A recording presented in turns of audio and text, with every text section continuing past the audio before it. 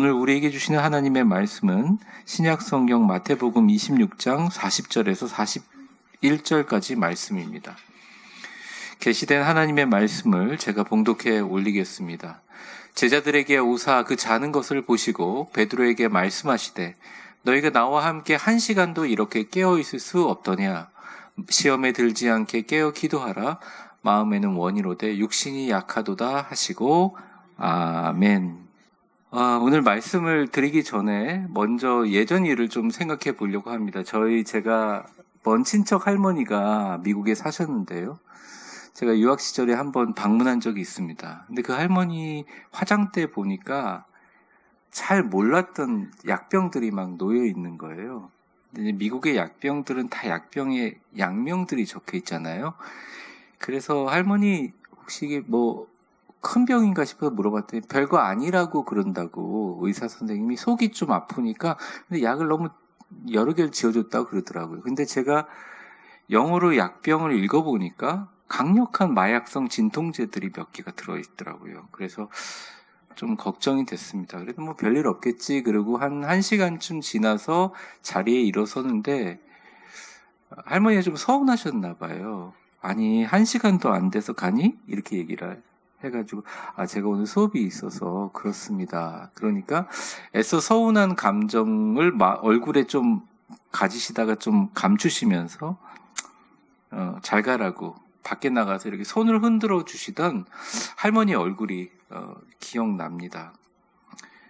제가 돌아오는 차를 운전하면서 혹시 암이시면 어떡하나 고민을 했는데 아니나 다를까 2달 후에 말기암으로 요양병원에 들어가셨다는 얘기를 듣고 저희가 급히 찾아갔어요. 찾아갔는데 한국처럼 사람이 방문하면 이렇게 들어 눕혀놓지 않고 이렇게 세워놓거든요. 근데 참 너무 불편한 침대에 저희가 왔는 것을 알고서도 그냥 약간 눈을 떠서 저희를 보는 듯 하더니 눈을 질끈 감아버리시고 입을 닫으시더라고요. 무슨 말씀을 드렸는데 이제 옆에서 의사들이 얘기할 상태가 아니다라고 해서 참 마음 아픈 상황에서 나왔습니다. 그리고 얼마 후 돌아가셨다는 소식을 들었습니다. 미국에서 많은 이렇게 장례를 치러봤지만 저희 어릴 적에 알던 할머님이 그렇게 세상을 떠나니 마음이 참 아팠습니다. 며칠 동안 제가 특별히 할머님이 1시간도 안 돼서 가냐? 이거 하고 이제 배웅해주는 그 할머니 눈빛, 손 흔드는 거 그게 며칠 동안 마음이 아프고 힘들었습니다. 제가 이 설교를 준비하면서 2000년 전에 예수님께서 제자들에게 하신 말씀을 하나 떠올려 봤어요. 보여주세요. 한번 같이 읽어볼까요? 시작. 그때부터 그의 제자 중에서 많은 사람이 떠나가고 다시 그와 함께 다니지 아니하더라. 예수께서 12 제자에게 이르시되 너희도 가려느냐. 예수님이 인기가 있을 때도 있었지만 예수님의 말씀 때문에 사람들이 다 예수님을 버리고 떠나갈 때가 있었습니다. 돌아보니까 예수님 주변에 12명밖에 안 남은 거예요. 그래서 예수님이 뭐라고 하냐면 너희도 가려느냐 이렇게 물어봅니다.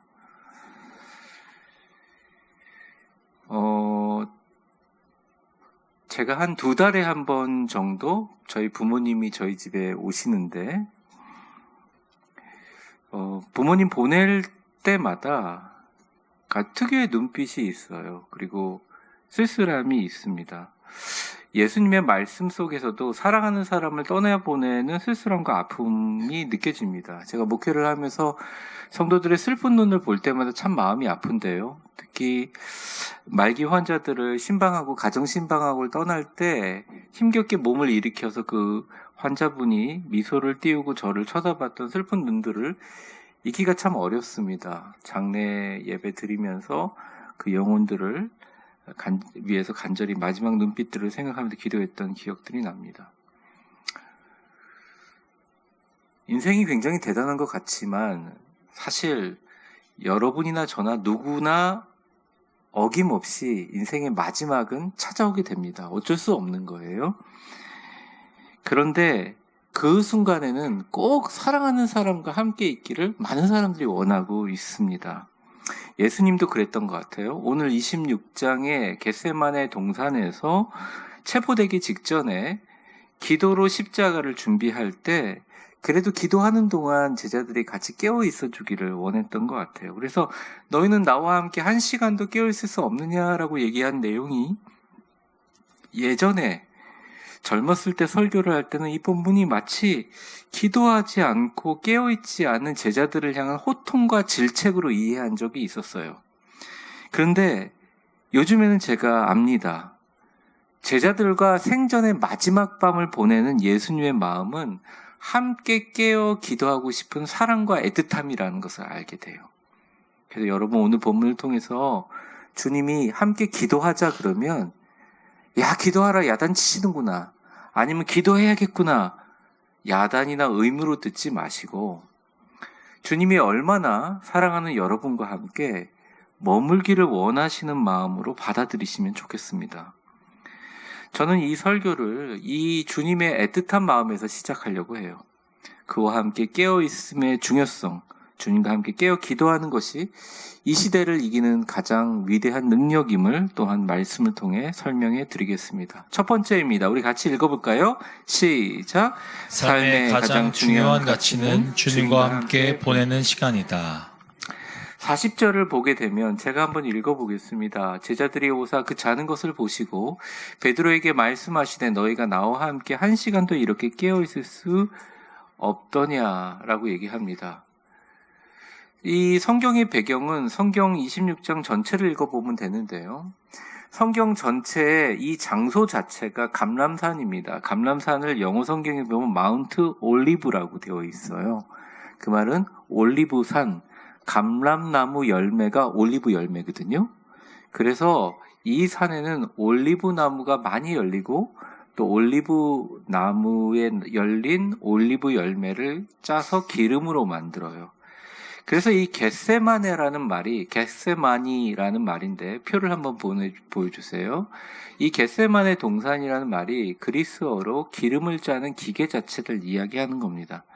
지금처럼 쇠로 된 스위치가 있는 기계가 아니라 기름 짜는 틀에다가 사람들이 올리브 나무를 넣어서 돌리기도 하고 발로 밟기도 해서 기름을 짜내는 거예요. 근데 한번 생각해 보세요. 예수님이 이전에 서사가 있습니다. 35절에 오늘 본문에는 없지만 베드로가 다른 사람은 다 배반해도 나는 주님을 따르겠다고 얘기합니다. 그래서 예수님이 얘기합니다. 내가 진실로 너에게 말하는데 닭이 3번 울기 전에 넌 나를 부인할 것이다. 베드로가 발끈합니다. 그리고 얘기합니다. 다 주님을 버릴지라도 저는 생명을 걸고 주님을 따르겠습니다. 라고 얘기를 해요. 그리고 그 다음에 보면 예수님이 얘기합니다. 그래? 그러고 나서 나머지 제자들을 다 산 밑에 너희는 여기 그냥 앉아있으라 하고 딱 3명만 데리고 올라가요. 3명이 누구냐? 세베대의 아들, 세베대에게는 2 아들이 있죠? 야고보와 요한입니다. 그리고 베드로를 데리고 산으로 올라갑니다. 그래서 누가복음에 보면, 마태복음에는 안 와요. 누가복음에 보면 여기서 성가대석 정도, 성가대석 뒤쪽으로 힘껏 돌을 던지는 게 아니라 살짝 돌을 던지면 날아갈 정도의 거리에 제자들을 앉아있게 하고 십자가를 지시면서 생명을 거는 기도를 시작하는데 제발 나랑 같이 기도는 못하더라도 깨있으면 안 되겠니? 왜냐하면 예수님은 사랑하는 사람이라고 해봐야 아내도 없었고요. 자녀도 없었어요. 예수님과 함께 공생에 먹고 자고 했었던 것은 다 제자들밖에 없었거든요. 그 제자 중에 자기가 가장 아끼고 사랑하고 믿을 수 있는 3명에게 그 부탁을 했는데 예수님 위해서 목숨을 걸겠다고 했던 베드로조차 전부 다 기도하다 돌아보니까 다 자고 있는 거예요. 아마 코 고는 소리가 들렸을 수도 있을 것 같아요. 올리브 열매에 기름을 짜듯이 기도하며 모든 영과 혼을 다 짜내어 기도하셨던 예수님은 절대 절명의 순간에 누구를 원망하거나 누구를 저주하지 않았어요. 오히려 정말 나의 마지막 순간에 사랑하는 사람과 함께 계셨다는 겁니다. 그만큼 제자들을 사랑하기도 했지만 심정적으로 의지를 하셨다는 거예요. 여러분이 주님의 자녀라고 생각하고 여러분이 주님의 제자라고 생각하고 그가 우리의 아버지라고 믿을 때 주님이 우리에게 진짜 원하는 것이 무엇일까? 공부 잘하는 거? 성공하는 거? 헌금 많이 하는 거? 봉사 열심히 하는 거? 오늘 본문은 아주 명확하게 적시하고 있습니다. 그것은 나와 함께 깨어 기도하고 시간을 보내는 것입니다.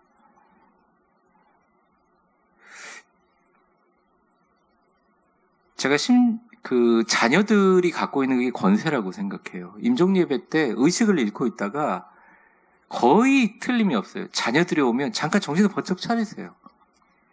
그 엄청난 고통에 물도 못 넘기시는 분이 자녀가 오시면 벌떡 일어나서 자리를 딱 그냥 갖추고 앉아가지고 자녀하고 웃으면서 얘기하고 다시 정신을 잃으세요.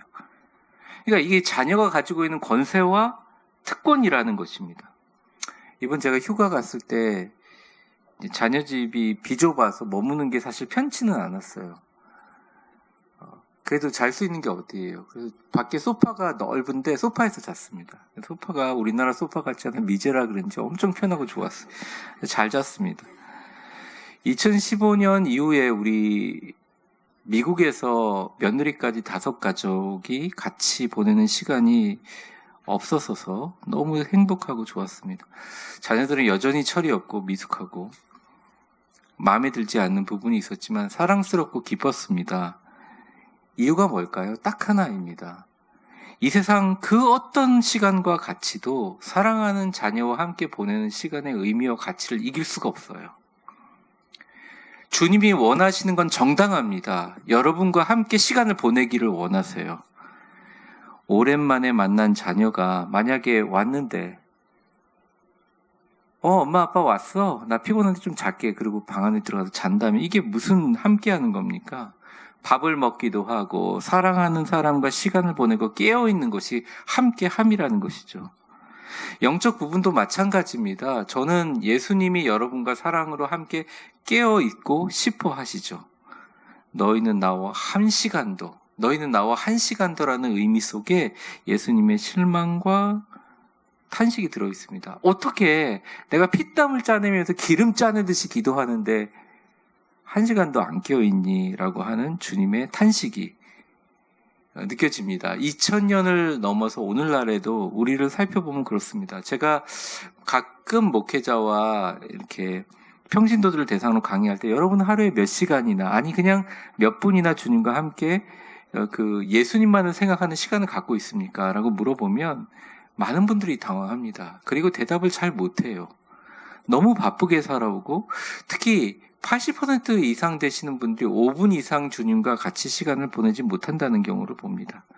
어떤 분들은 일주일 내내 정말 주님을 한 번도 생각하지 못하거나 교제하지 못하고 주일날 와서 목사님 설교를 하거나 이 1시간으로 해결하려고 하시는 분들을 보십니다. 그것도 참 저는 귀한 일이라고 생각해요. 근데 제가 이런 생각이 들었어요. 성도들이 뭘 잘못했다는 게 아니라 성도들이 어떻게 5분도 안 보낼 수가 있겠어요? 보내겠죠. 근데 마음속에 늘 이게 있는 거예요. 내가 정말 아무것도 생각 안 하고 주님과 나만 만나는 깊이 있고 은밀한 시간을 잘 갖지 못한다는 반증이라는 거죠.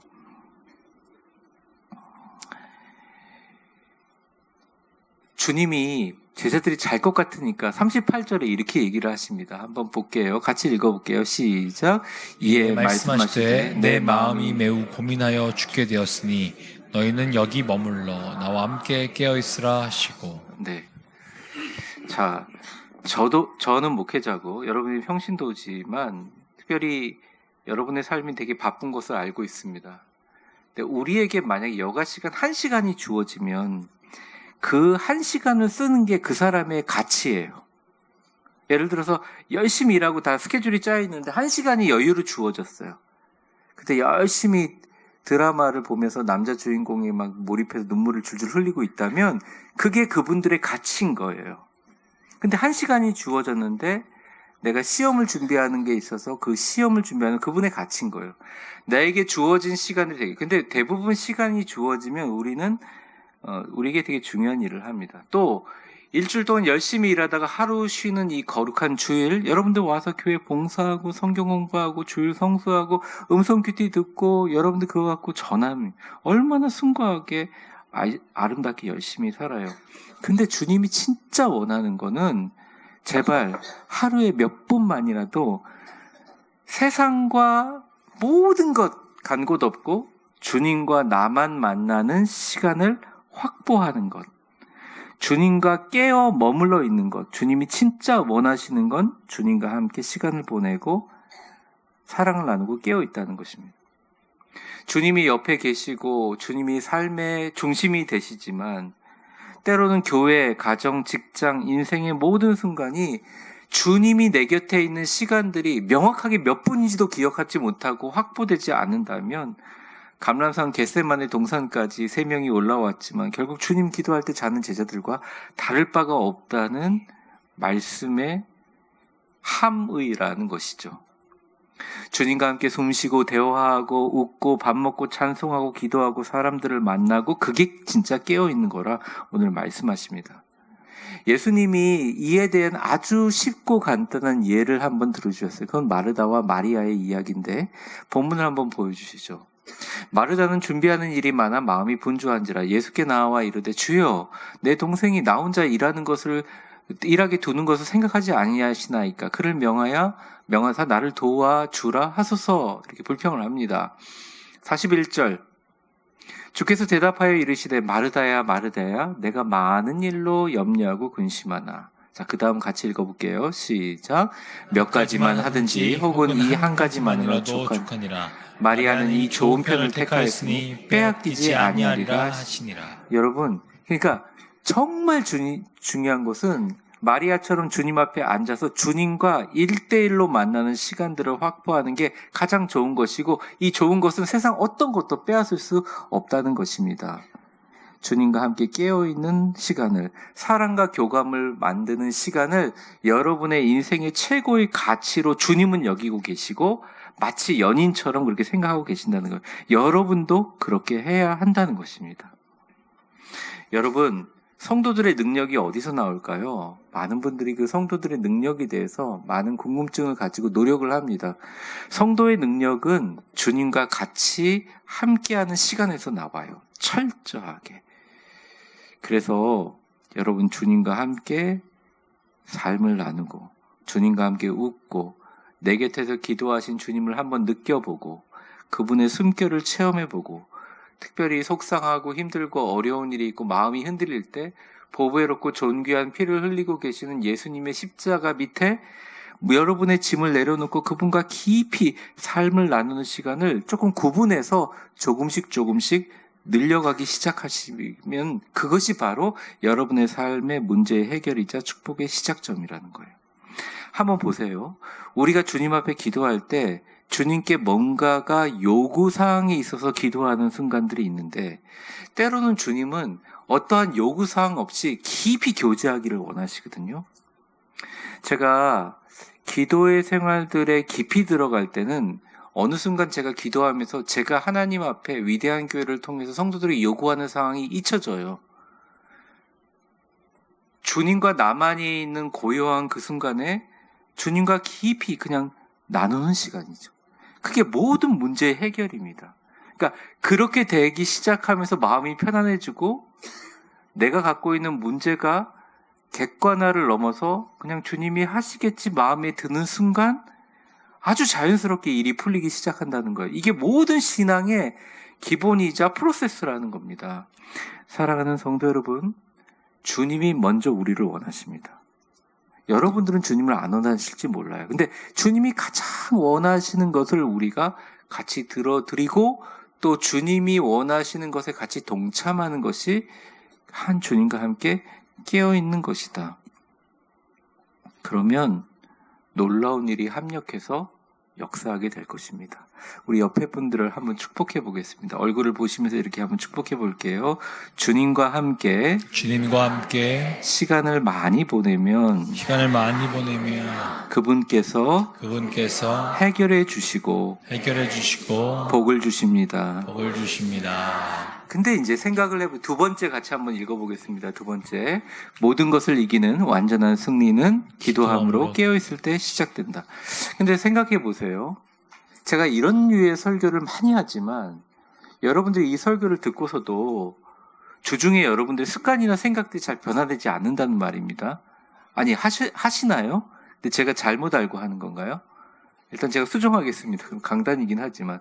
여러분 같이 깨어서 기도할 수 있지만, 근데 이게 능력이 되게 하려면 주님이 진짜 깨어서 기도하라는 의미를 조금 더 살펴볼 필요가 있습니다. 오늘 마지막 절인데 41절 우리 같이 한번 읽어보겠습니다. 시작. 시험에 들지 않게 깨어 기도하라. 마음에는 원이로되 육신이 약하도다 하시고. 예수님은 우리를 너무 사랑하시고 우리를 너무 잘 아시죠. 예수님은 이 세상에 존재하는 종교들 가운데 유일하게 인간이자 사람이 되어 이 땅에 거하셨던 분이십니다. 공생애라는 것 자체가 주님이 그래서 그것을 임마누엘의 신비라고 해요. 그 어떤 사람도 그 어떤 신들도 인간의 형상을 갖고 내려왔지 그들의 본질은 신이었어요. 그런데 예수님은 자신이 엄마의 뱃속 속에 나와서 모든 성장 과정을 다 겪었고 인간이 가지고 있는 생물학적인 모든 모습을 다 갖췄습니다. 기독교가 가지고 있는 굉장히 중요한 면 중에 하나는 예수님이 삶에서 겪은 모든 고통과 아픔과 슬픔들이 다른 신화나 다른 종교처럼 미화되거나 가공되지 않았다는 거예요. 그냥 나와 있어요. 오늘 본문에도 보면 뭐라고 하십니까? 내가 죽을 것 같으니까 제발 깨어 있어 주지 않겠니? 약함을 드러내십니다.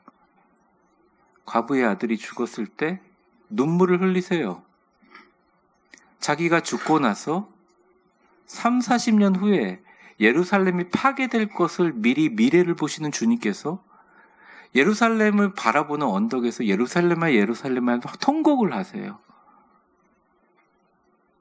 십자가에 처형당할 때 엄마를 데리고 온 요한 보면서 어머님, 아들입니다. 이제 아들이 요한입니다. 라고 얘기했던 인간적인 감정을 다, 그러니까 인간을 모르시는 분이다? 그건 완전히 컨셉이 잘못된 거예요. 너무 잘 알고 계세요. 그래서 기독교라는 종교는요, 다른 종교랑 같이 고통을 없애는 종교가 아닙니다.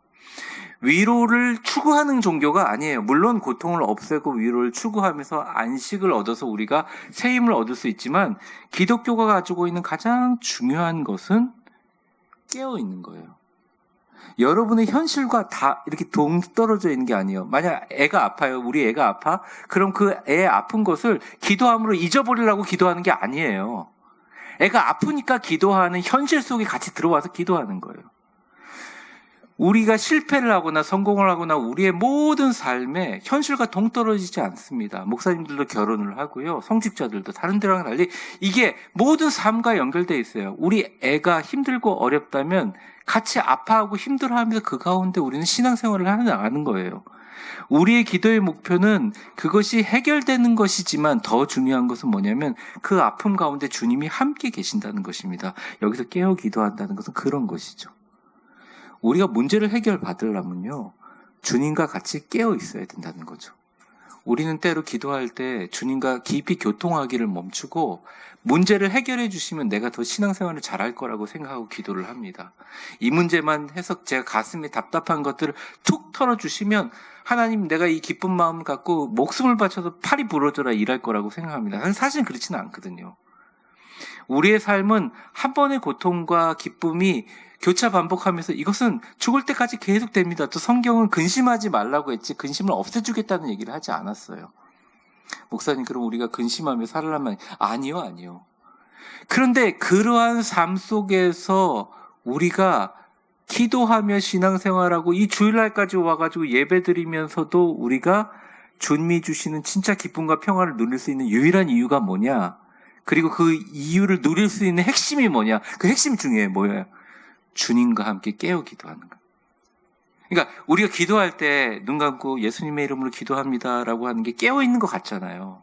여기서 얘기하는 것은 주님이 그 고통의 순간에 그 문제를 단순히 해결해 주시는 주님이 아니라 같이 있는 것을 느끼고 주님과 함께 멀쩡하게 깨어있다는 거예요. 잠을 자지 않고 잠에서 깨고 이런 부분이 아니라 주님이 계신 것을 계속 인식하는 거죠. 시험에 들지 않게 깨어 기도하라. 육신이 약하다라고 주님께서 분명히 지적을 하셨습니다. 아니, 주님과 함께 목숨을 바치겠다고 칼을 휘둘러도 네가 주님 앞에 3번 부인할 것을 내가 알고 있다. 그러니 시험에 깨서 기도하라 얘기했습니다. 베드로는 이 말씀을 기억했어요. 그리고 나중에 죽기 전에 자기가 사랑하는 교인들에게 이렇게 당부를 합니다. 베드로전서 5장 8절이에요. 근신하라 깨어라 너희 대적 마귀가 오는 사자같이 두루 사귀며 삼킬 자를 찾는다 이렇게 얘기합니다. 사랑하는 성도 여러분, 주님과 동행하는 방법을 너무 어렵게 생각하지 마세요. 그리고 기도 외에 다른 방법으로 하려고 하지 마세요. 시간 낭비입니다. 시간 낭비예요. 많은 분들이 봉사를 함으로 주님과 동행을 하려고 그래요. 안 돼요. 봉사를 하지 말라는 게 아니에요. 봉사를 하면서 주님과 함께 깨어 기도해야 돼요. 우리가 고민을 하면 주님과 함께 있을 거라 생각해요. 공부를 하면 주님과 함께 있을 거라고 하면, 헌신을 하면 주님과, 그렇지 않아요. 대부분의 사람들이 기도를 제일 후순위에 둡니다.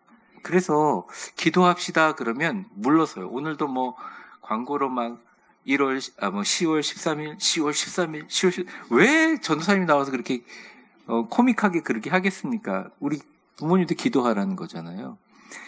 우리 나라 부모님처럼 자녀들 걱정하시는 분들이 어디 있나요? 진짜 지극정성이거든요.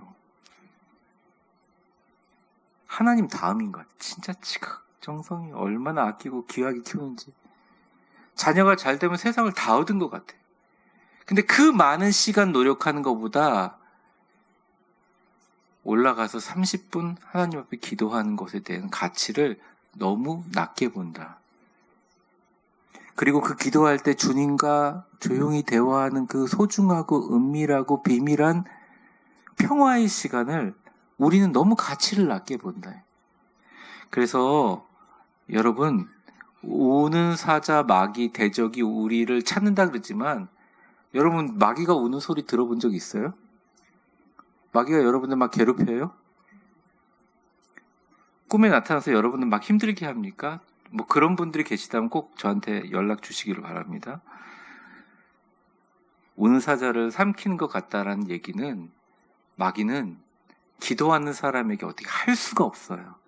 근데 단 하나, 기도할 때 주님과 깨어 기도하는 게 아니라 내 할 말 다 하고 예수님의 이름으로 기도합니다라고 해서 주님과 깊은 교제가 계속 깨어져서 마치 감람산에 가가지고 저기 떨어져 있는 제자들처럼 그렇게 교제가 되지 않은 기도를 하게 되면 그 생각의 틈 속에 얘기하는 기도만 말고 다른 걸 하라고 이야기하는 거죠. 그냥 기도만 제치고 하는 거죠. 사랑하는 성도 여러분, 교회가 기도의 공동체이고 우리에게 주어지는 모든 순간들이 있습니다. 오늘도 예배 드리고 나서 여러분들 커피도 마시기도 하고 사람들하고 교제하기도 하고 또 바쁘신 분들은 이 자리를 나와서 세상으로 파송돼 나가려고 생각해요. 또 삶의 여러 가지 도전을 향해서 여러분들이 극복하고 나아갈 텐데 살다 보면 막 애들 때문에 속상할 때도 있고요. 막 알 수 없는 불안감 때문에 속상할 때도 있고 주님을 잊어버리고 신앙을 잊어버리고 막 세상을 보면서 막 한탄할 때도 있고 기뻐할 때도 있는데 어느 순간 시간이 싹 지나가다 보면 내가 정말 주님하고 얼마나 깊이 있게 얘기하고 교통하는 시간을 가졌나. 목회자도 인간입니다. 똑같이 힘들어하고 상처받아요. 여러분들도 마찬가지라고 생각합니다. 근데 이겨낼 수 있는 방법이 많은 것 같잖아요. 근데 딱 한 가지밖에 없어요. 기도를 하는데 주님이 옆에 계시다고 생각하고 깨어 기도하는 거예요. 여러분들이 그 시간을 누리시기 바랍니다. 그 시간을 만드세요. 주님께 울고 주님께 울부짖는 순간조차도 주님이 안 계시다 생각해서 보이지 않는 벽 앞에 소리치는 것처럼 기도하는 분들이 되게 많은데 진짜 주님과 함께 만나고 주님과 함께 교통할 때 주님은 우리와 함께 해주신다는 것이죠.